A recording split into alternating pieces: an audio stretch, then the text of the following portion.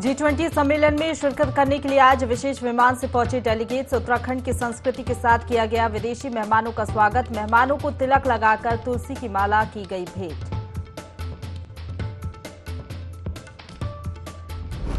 मुख्यमंत्री पुष्कर सिंह धामी से फिल्म अभिनेता अक्षय कुमार ने की मुलाकात। प्रदेश को नए फिल्म इंडस्ट्री हब के रूप में विकसित करने पर हुई चर्चा। सीएम धामी से मिले अक्षय कुमार।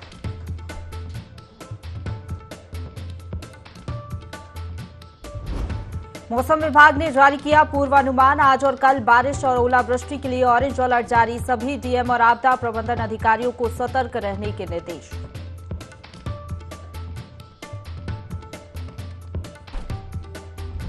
मौसम बिगड़ा तो कई जगह गिरे पेड़। हरिद्वार में पेड़ गिरने से बच्चे और अधिवक्ता समेत 3 की मौत, कई लोग हुए घायल।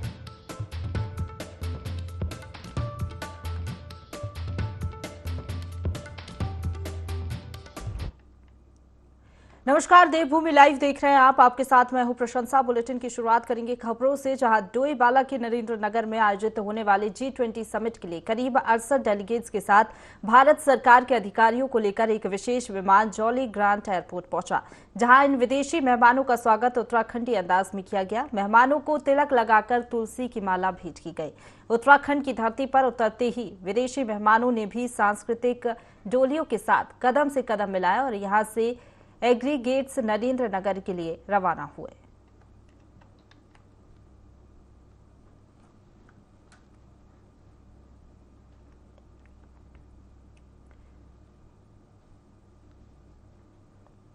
रुक करेंगे अगली खबर का, जहां पर्यटन कारोबार को बढ़ावा देने के लिए गोवा और उत्तराखंड राज्य के बीच एक MOU साइन हुआ है, जिसके तहत दोनों राज्य पर्यटन बढ़ाने में एक दूसरे की मदद करेंगे। सीएम आवास में मुख्यमंत्री धामी और गोवा के पर्यटन मंत्री रोहन खौटे की मौजूदगी में ये करार हुआ।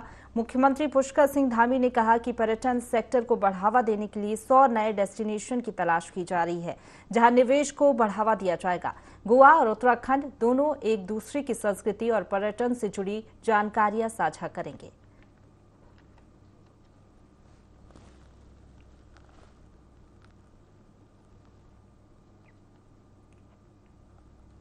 दो 2024 के लोकसभा चुनाव और उससे पहले होने वाले निकाय चुनाव को लेकर कांग्रेस अपना कुनबा बढ़ाते हुए नजर आ रही है। इसी कड़ी में डॉक्टर अश्विनी रतूड़ी सहित कई लोगों ने कांग्रेस की सदस्यता ली है। कांग्रेस भवन में हुए सदस्यता ग्रहण कार्यक्रम में प्रदेश अध्यक्ष करण माहरा ने सभी सदस्यों को पटका पहनाकर सदस्यता दिलाई। अध्यक्ष करण माहरा ने भी कहा कि अभी कांग्रेस पार्टी सत्ता में नहीं है। इस वक्त अगर डॉक्टर, इंजीनियर और पढ़े लिखे युवा कांग्रेस पार्टी में शामिल हो रहे हैं तो ये कांग्रेस पार्टी को और भी ज्यादा मजबूत करेगा। आज डॉक्टर अश्विन रतूड़ी जी और हमारे सुधीर भंडारी जी, इन लोगों ने अपने साथियों के साथ आज कांग्रेस ज्वाइन की है।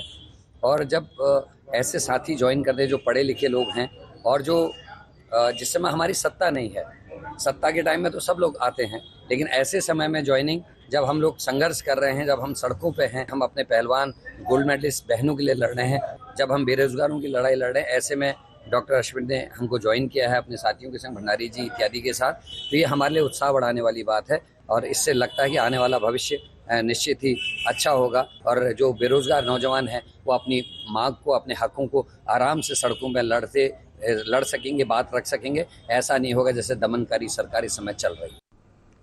आगे बढ़ेंगे। नैनीताल में निगम प्रशासन ने एक बार फिर अतिक्रमण पर कार्रवाई की है, जिसके चलते कालू सिद्ध बाबा के मंदिर से लेकर मीरा मार्ग तक कार्रवाई करते हुए दुकानों के सामने सड़क पर रखे सामानों को जब्त किया गया। वहीं एक दुकान को ध्वस्त भी किया गया। पर अतिक्रमणकारियों के हौसले इतने बुलंद हैं कि निगम प्रशासन की टीम के जाते ही दोबारा दुकानें सड़कों पर सजा ली। हालांकि नगर आयुक्त पंकज उपाध्याय का कहना है कि किसी भी सूरत में अतिक्रमण बर्दाश्त नहीं किया जाएगा और अवैध दुकानों पर कार्रवाई की जाएगी।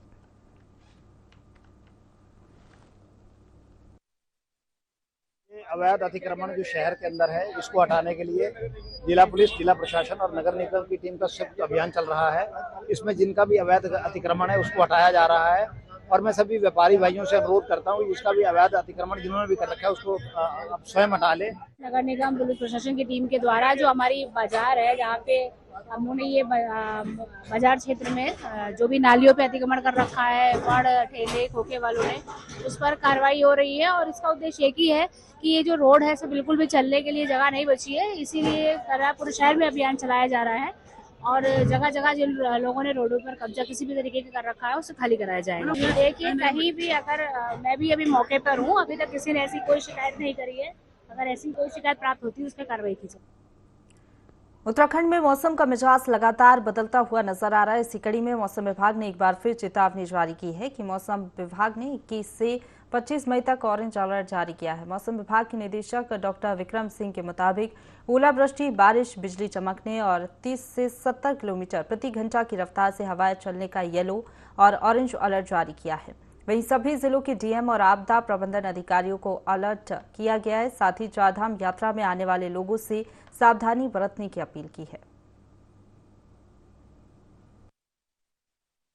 24 और 25 को जो रेन थंडरस्टॉर्म एक्टिविटी की जो है वो अनेक जगहों तक में या ज़्यादातर जगहों तक में 24 और 25 में वो रहने वाली है। 26 तारीख को कहें तो ये जो है अनेक जगहों तक में उसके दौरान भी इन डेट्स में भी रहेंगी।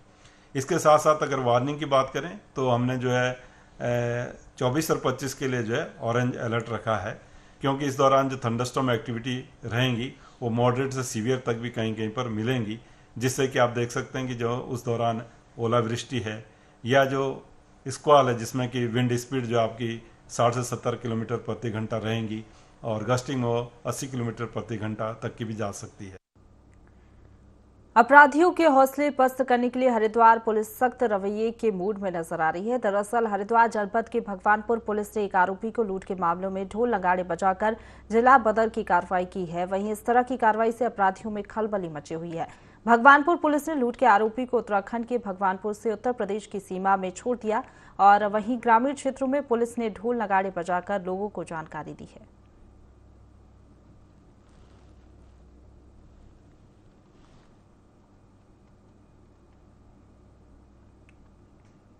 लोहाघाट के उप जिला चिकित्सालय में सीएमओ के अग्रवाल के आदेश के बाद आईसीयू वार्ड खोल दिया गया है, जो पिछले 2 सालों से बंद पड़ा था। 2021 में 37.5 लाख रुपए की लागत से इसका निर्माण करवाया गया था। निर्माण के बाद से ही डॉक्टर और स्टाफ की कमी के चलते आईसीयू वार्ड में ताला लटक गया, जिसका संचालन अब फिर से शुरू हो गया है। इससे नगर वासियों में खुशी देखने को मिली है। सभी ने सीएमओ के अग्रवाल का आभार जताया है।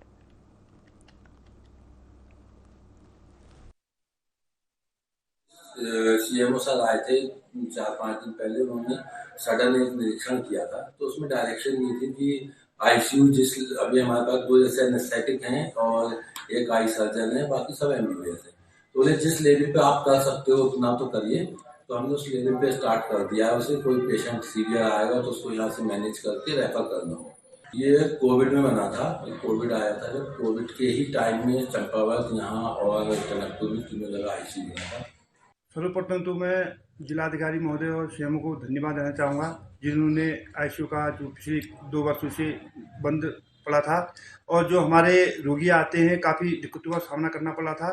बीच में बहुत सारी शिकायतें आ रही थी कि हॉस्पिटल में व्यवस्थाएं हो रही हैं, इसके संबंध में एक नगर के गणमान्य लोगों के साथ औचक निरीक्षण किया गया, जिसमें विभिन्न कमियां पाई गई और तुरंत ही डीएम सर को और सीएमओ सर को टेलीफोनिक वार्ता कर यहाँ के निदान की समस्याओं के बारे में उनको बताया और जिसमें तुरंत ही उन्होंने संज्ञान लेते हुए हड्डी रोग विशेषज्ञ, बाल रोग विशेषज्ञ और रेडियोलॉजिस्ट कि जब तक हमारे जो डॉक्टर हैं छुट्टी में गए हुए हैं कुछ स्वास्थ्य कारणों के कारण, जब तक वो वापस नहीं आते हैं तब तक वैकल्पिक व्यवस्था के तहत उन्हें 2 दिन यहाँ सेवा देने के लिए आदेश कर दी गई। रुक करेंगे अगली खबर का, जहां 2 दिन बाद वंदे भारत ट्रेन का संचालन रेलवे स्टेशन से दिल्ली के बीच होना है। इसके ट्रायल के लिए वंदे भारत देहरादून रेलवे स्टेशन पहुंच गई है। ट्रेन के उद्घाटन के लिए देहरादून रेलवे स्टेशन को भव्य रूप से सजाने का काम शुरू कर दिया गया है। बता दें कि 22 मई को दोनों प्लेटफॉर्म पर टेंट लगाने और रंग रोगन का काम शुरू किया गया था। 24 मई को दोनों प्लेटफॉर्म पर ट्रेनों की आवाजाही रोक दी जाएगी। दून से चलने वाली ये ट्रेन देश की 8वीं वंदे भारत ट्रेन होगी। 25 मई को सुबह 11 बजे रेल मंत्री अश्विनी वैष्णव ट्रेन का उद्घाटन करेंगे। इस मौके पर दून रेलवे स्टेशन के 2 प्लेटफॉर्म पर करीब 300 मीटर से अधिक का लंबा टेंट लगना है।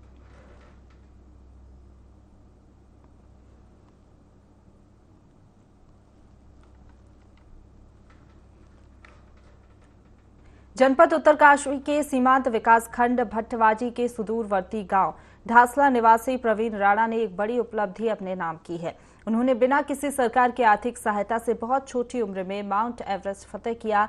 जनपद उत्तरकाशी पहुंचे प्रवीण राणा से ING 24 के संवाददाता दीपक नौटियाल ने खास बातचीत की।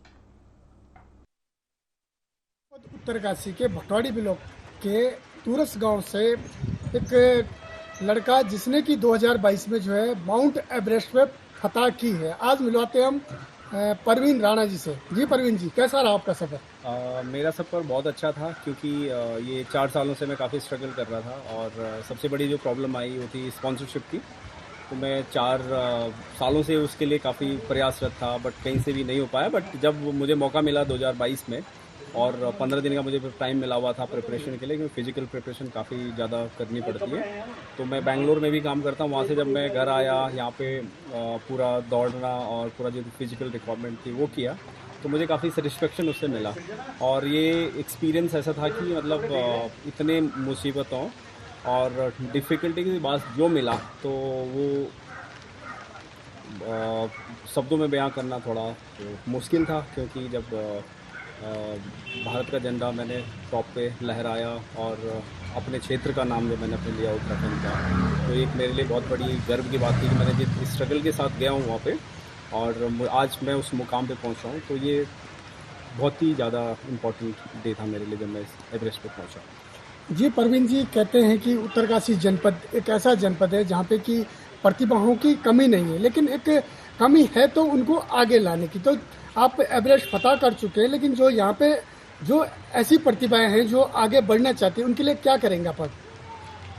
अभी तो क्योंकि मैं खुद ही स्ट्रगल कर रहा हूँ और मैंने एवरेस्ट किया। मेरा जो नेक्स्ट मिशन है 7 समिट 7 महाद्वीप की हाईएस्ट पीक को क्लाइम करना, और उसके बाद जो मेरा नया प्रयास रहेगा 7 समिट के बाद मैं यहाँ पे सोच रहा हूँ कि एडवेंचर स्पोर्ट्स में कुछ यहाँ पे शुरू करूँ। और जो यहाँ के जो लोग हैं यहाँ पे, क्योंकि एडवेंचर स्पोर्ट्स में ही हम लोगों को कनेक्ट कर सकते हैं, उसके माध्यम से मेरी सोच है कि मैं आगे एक एडवेंचर स्पोर्ट्स का एक ऑर्गेनाइजेशन खोलूँ और लोगों को जोड़ूँ। उसके माध्यम से लोग एक रोज़गार मुहैया कराऊँ गाँव में और बच्चों को उससे कनेक्ट करूँ। तो ये मेरा जो फ्यूचर विजन रहेगा। तो ये थे हमारे साथ प्रवीण राणा जी। दीपक नौटियाल, ING 24 उत्तरकाशी।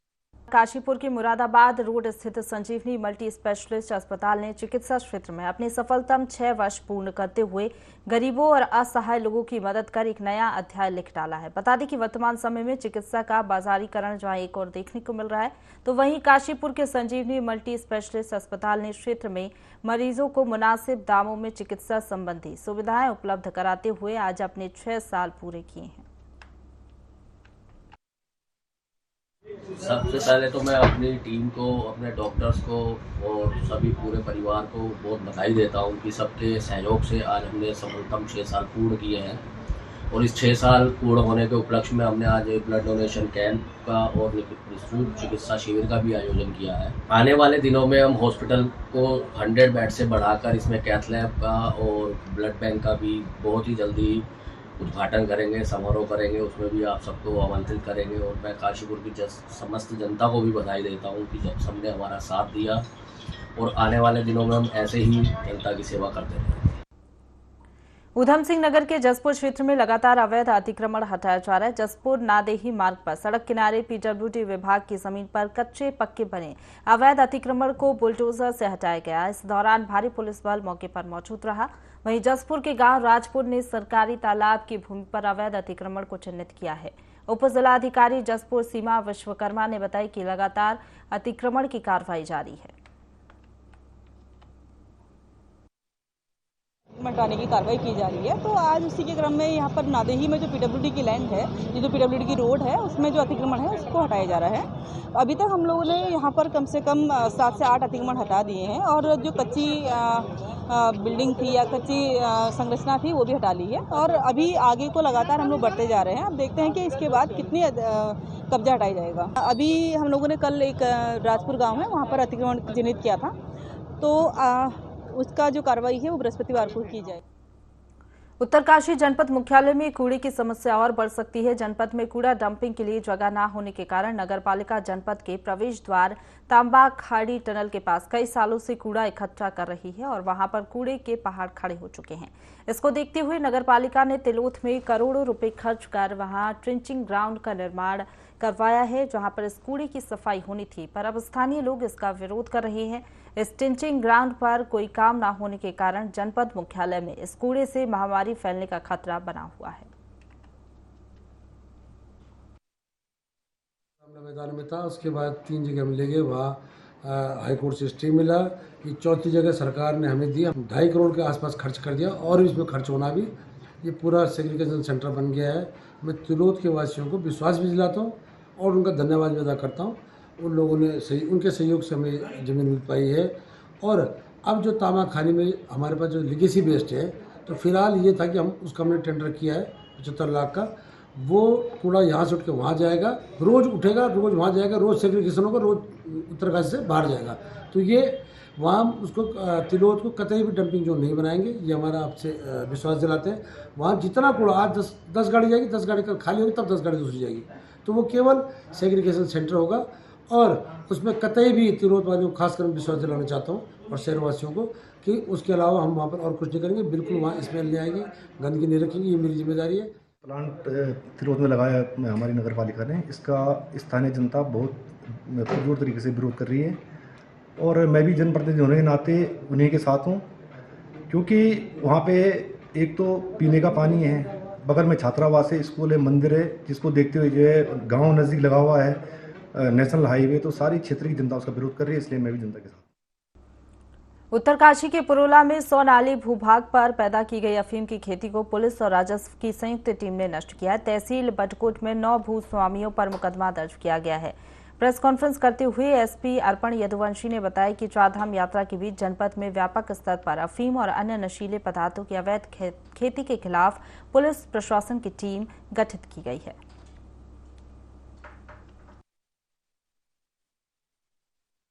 अफीम के खिलाफ जो एक कार्रवाई चल रही है लगातार 15 दिनों से, कल उसी क्रम को आगे बढ़ाते हुए थाना पुरोला की टीम और जो तहसील राजस्व की टीम है, उसने करीबन 100 नाली भूमि पर पैदा की गई अवैध अफीम को नष्ट किया गया है।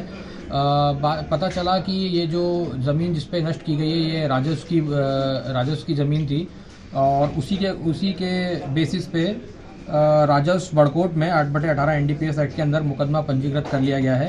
राजेंद्र सिंह आदि 9 खातादार। थराली में बीती रात जंगल में आग लग गई। आग लगने से पूरे क्षेत्र में धुआं फैल गया। धुआं फैलते फैलते विकासखंड कार्यालय तक पहुंच गया, जिसके बाद स्थानीय लोगों ने वन अमले को सूचना दी। वन अमले ने आग पर काबू पाने की कोशिश भी की, लेकिन दोपहर में आग फिर भड़क गई। स्थानीय लोगों का धुएं से जीना दुभर हो रहा है।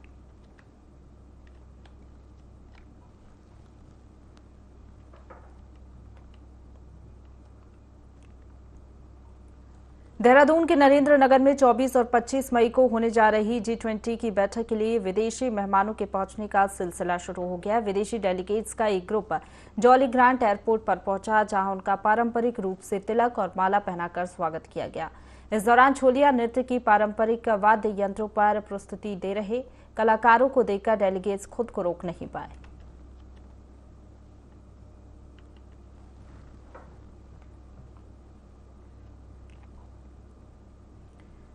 G20 की अगली बैठक 25 से 27 मई को ऋषिकेश के नरेंद्र नगर में आयोजित की जाएगी। इस बैठक को लेकर मुख्यमंत्री पुष्कर सिंह धामी ने प्रधानमंत्री नरेंद्र मोदी का आभार जताया है। उन्होंने कहा कि प्रधानमंत्री नरेंद्र मोदी ने उत्तराखंड को G20 की 3 बैठकें करने की बड़ी जिम्मेदारी सौंपी है। सीएम धामी ने कहा कि पहली बैठक रामनगर में आयोजित की जा चुकी है और अब आगे की बैठकों के लिए सभी तैयारियां पूरी कर ली गई हैं।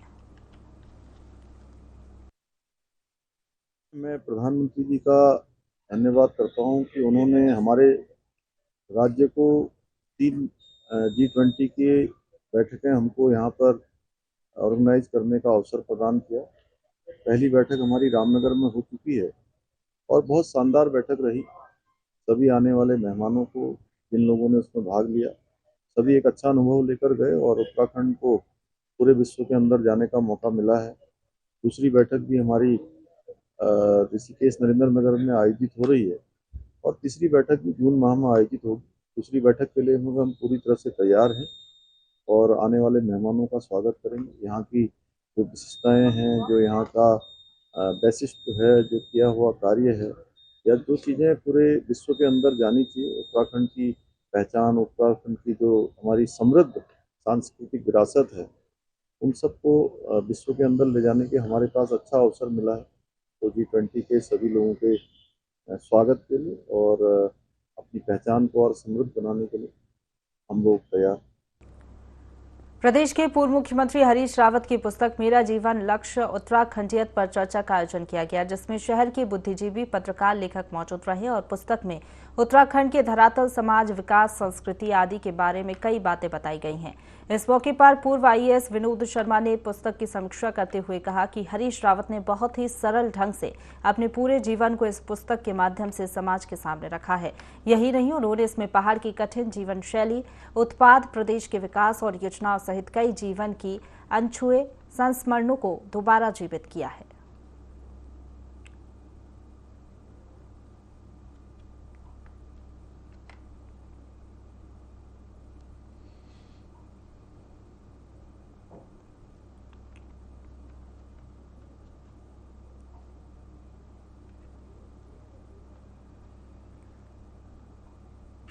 इसी के साथ बुलेटिन में फिलहाल इतना ही। खबरों का सिलसिला लगातार जारी है, आप बने रहिए हमारे साथ।